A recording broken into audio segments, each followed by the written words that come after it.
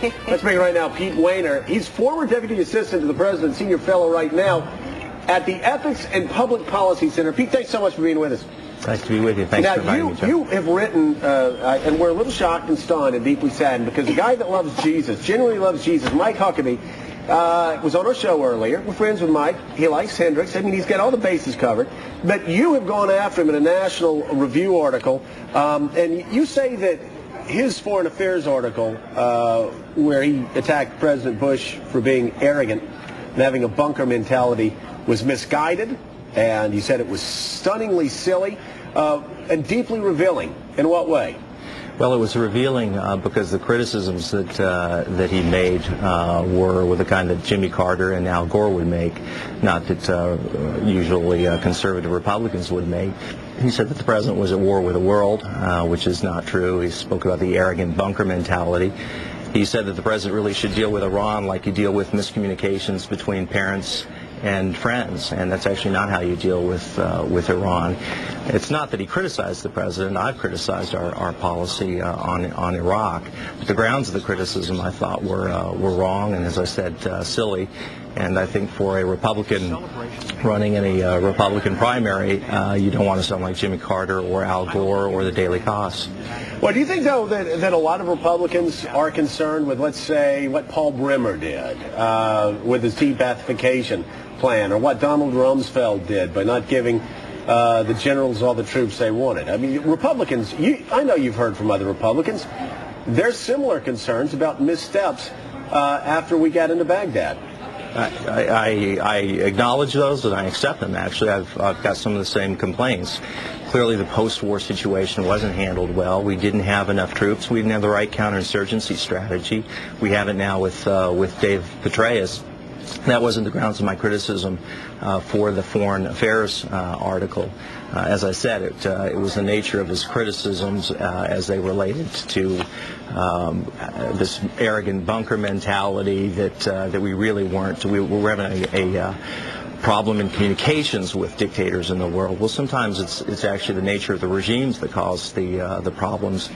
It's not that you're not being nice enough to them. He was making the argument that if you dominate the world, you're going to elicit opposition. We're not dominating the world. We're actually trying to liberate some countries, and sometimes that elicits opposition. Peter, it seems, this Jim Cramer, it seems like that Huckabee is also implying that we are a stingy nation that doesn't do a lot around the world.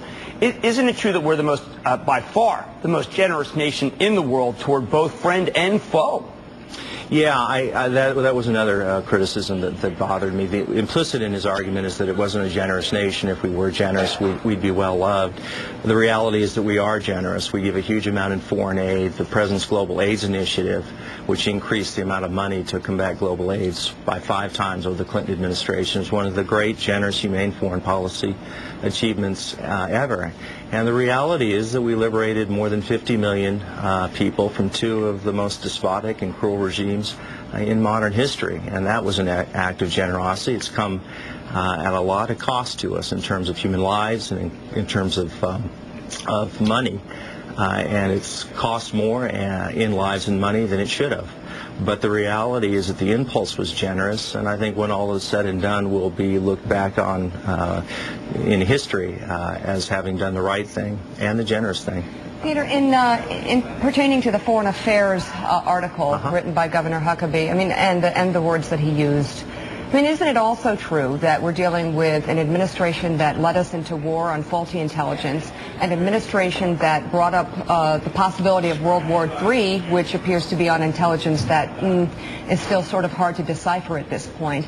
I mean, isn't there something to be said for the arrogant bunker mentality? And why can't a Republican candidate say that? Is there some rule against it? No, there's no rule against it. He said it, but there's also no rule against criticizing him for saying it. In terms of the faulty intelligence, I don't dispute that. Of course, we went in with faulty intelligence, and it was a huge failure. The rest of the world had faulty intelligence. Countries that even opposed our actions in Iraq had faulty intelligence. They believed Saddam had weapons of mass destruction. I would say that it'd be nice if once in a while people pointed out that there was a burden of proof on Saddam Hussein to meet the obligations that he had agreed to. He didn't. He intentionally kept the inspectors out, and based on his history, we drew conclusions. They were the wrong ones. Again, I don't dispute the idea that the Bush administration can be criticized, or even that it should be criticized. In 8 years, you're going to make mistakes. This administration has made some. We've made some big ones. My objection was the nature of the criticisms. I just think Governor Huckabee, who's a very smooth and talented fellow, you saw that in your interview with him. He's the best debater in the field. He's a terrific speaker, but I think on foreign policy, his views are wrong, and he's pretty inexperienced in showing. All right, Pete, thank you so much for being with us. Pete Wehner. He's with the Ethics and Public Policy Center. You can read Pete's critique on National Review online, and you can also see Governor Huckabee's article in Foreign Affairs.